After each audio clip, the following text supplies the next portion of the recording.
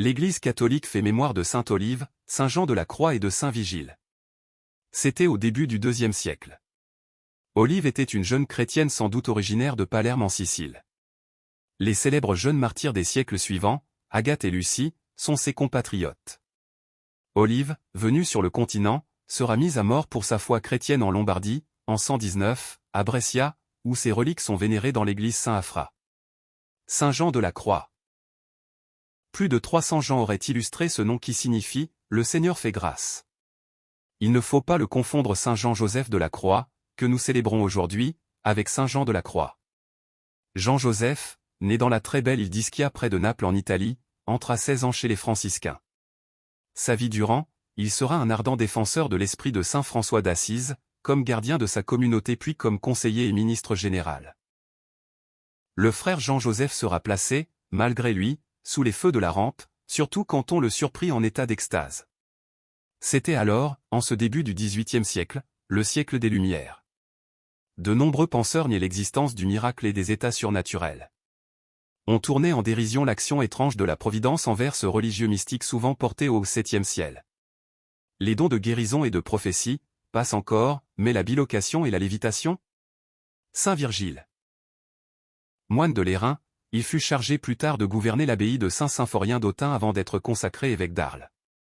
Diocèse d'Aix-en-Provence et Arles, les archevêques d'Arles en 597, il conféra l'ordination épiscopale à saint Augustin de Cantorbéry qui venait d'être envoyé par le pape pour évangéliser les Angles. Le même pape, saint Grégoire le Grand, lui témoigna sa confiance en lui demandant de régler en son nom diverses affaires de l'Église dans les Gaules. Évangile. Tu as reçu le bonheur, et Lazare, le malheur.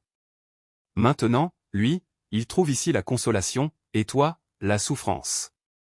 Ta parole, Seigneur, est vérité. Et ta loi, délivrance. Heureux ceux qui ont entendu la parole. Dans un cœur bon et généreux. Qui la retiennent et portent du fruit par leur persévérance. Ta parole, Seigneur, est vérité. Et ta loi, délivrance. Évangile de Jésus-Christ selon saint Luc.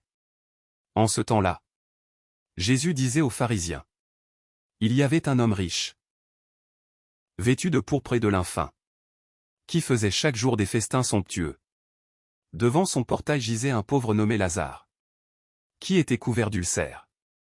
Il aurait bien voulu se rassasier de ceux qui tombaient de la table du riche. Mais les chiens, eux, venaient lécher ses ulcères. Or le pauvre mourut. Et les anges l'emportèrent auprès d'Abraham. Le riche mourut aussi. Et on l'enterra. Au séjour des morts, il était en proie à la torture. Levant les yeux, il vit Abraham de loin et Lazare tout près de lui. Alors il cria. Père Abraham, prends pitié de moi. Et envoie Lazare tremper le bout de son doigt dans l'eau. Pour me rafraîchir la langue. Car je souffre terriblement dans cette fournaise. Mon enfant, répondit Abraham. Rappelle-toi. Tu as reçu le bonheur pendant ta vie. Et Lazare, le malheur pendant la sienne. Maintenant, lui, il trouve ici la consolation. Et toi, la souffrance. Et en plus de tout cela, un grand abîme a été établi entre vous et nous. Pour que ceux qui voudraient passer vers vous ne le puissent pas. Et que, de là-bas non plus, on ne traverse pas vers nous. Le riche répliqua. Eh bien, Père, je te prie d'envoyer Lazare dans la maison de mon père. En effet, j'ai 5 frères. Qu'il leur porte son témoignage. De peur qu'eux aussi ne viennent dans ce lieu de torture. Abraham lui dit. Ils ont Moïse et les prophètes? Qu'ils les écoutent. Non, Père Abraham, dit-il.